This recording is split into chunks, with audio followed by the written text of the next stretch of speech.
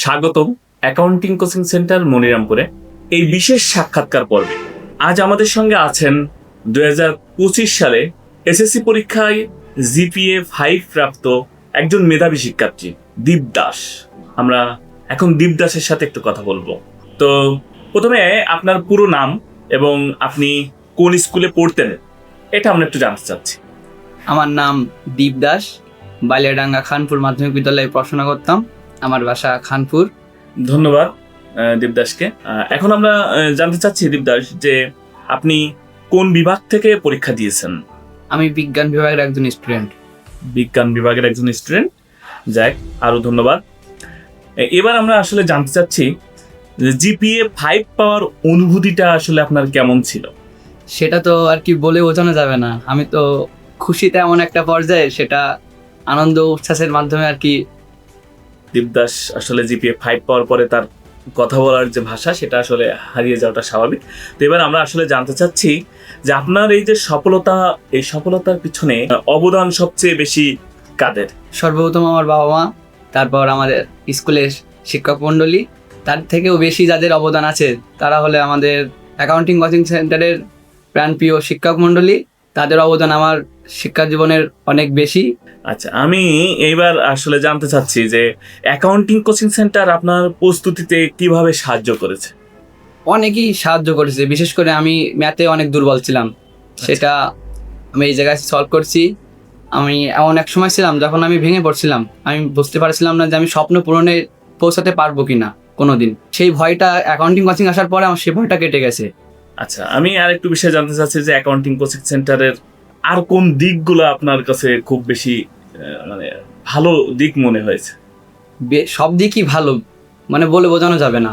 আমার অনেক বন্ধুরা ছিল যারা 3-4টা প্যাড পড়তো, বাজারে সবসময় ঘুরতো, ঘুরে প্যাড পড়তো, তাদের সময় নষ্ট হতো বেশিরভাগ। কিন্তু আমার এখানে আসে এটা হয়নি।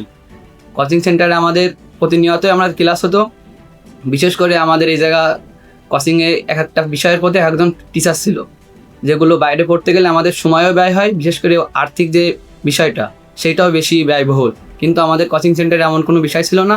মাত্র 1500 টাকার ভিতরে আমরা অল সাবজেক্ট আমরা পড়ার সুযোগ পাইছি। যাক, ধন্যবাদ দীপকে সুন্দর একটা তথ্য দেওয়ার জন্য। এবার আমি আসলে জানতে চাচ্ছি কোন কোন বিষয় আপনাকে বেশি চ্যালেঞ্জ করেছে এবং আপনি কিভাবে সেটা মোকাবেলা করেছেন? বিশেষ করে প্রথমে না বললে নয়, ম্যাথের কথা। ম্যাথে আমি অনেকই দুর্বল ছিলাম। বিশেষ করে পরীক্ষার 3 মাস আগে থেকে আমি অ্যাকাউন্টিং কোচিংয়ের যিনি পরিচালক, তার কাছে বিশেষভাবে একটু আলাদাভাবে একটু দেখাই নিয়েছি। তার অবদান অনেক বেশিই ছিল আমার জীবনে। আচ্ছা, ধন্যবাদ দীপকে। তো আমি এবার আসলে দীপকে কাছে জানতে চাচ্ছি যে আপনার ভবিষ্যৎ স্বপ্ন কোন বিষয়ে উচ্চ শিক্ষা নিতে চান? আমি আমার ভবিষ্যৎ স্বপ্ন নির্ধারণ করেছি অনেক আগে থেকেই, সেটা হলো মেডিকেল বিষয়ে আমি পড়াশোনা করতে ইচ্ছুক। আমরা অনেক খুশি হলাম শুনে এবং আমাদেরও দোয়া থাকবে যে দীপ তার স্বপ্ন পূরণ করুক। দীপ, আপনার কাছে আমার এখন যে প্রশ্নটা সেটা হচ্ছে, আপনি এখন যারা এসএসসি পরীক্ষার প্রস্তুতি নিচ্ছে, অর্থাৎ 2026 সালে যারা এসএসসি পরীক্ষা দিবে, তাদের জন্য কি বার্তা দিতে চান আপনি? তারা যেন অবশ্যই লেখাপড়া ঠিকঠাক মতো করে। বিশেষ করে তারা যেন সময় নষ্ট না করে। এদের অনেকেই স্টুডেন্ট আছে যারা 3-4টা প্যাড পড়ে কিন্তু সময় মতো সেইগুলো বিষয়গুলো কভার করতে পারে না। সেক্ষেত্রে তারা অ্যাকাউন্টিং কোচিং সেন্টারে যোগদান করতে পারে, তাতে তাদের সময় নষ্ট হবে না, বিশেষ করে তাদের সিলেবাসও কভার হবে। যাই, ধন্যবাদ দীপ দাসকে। যে অ্যাকাউন্টিং কোচিং সেন্টারে পড়েছেন, সেই কোচিং এর স্যারদের সম্পর্কে আপনি এখন কিছু বলেন।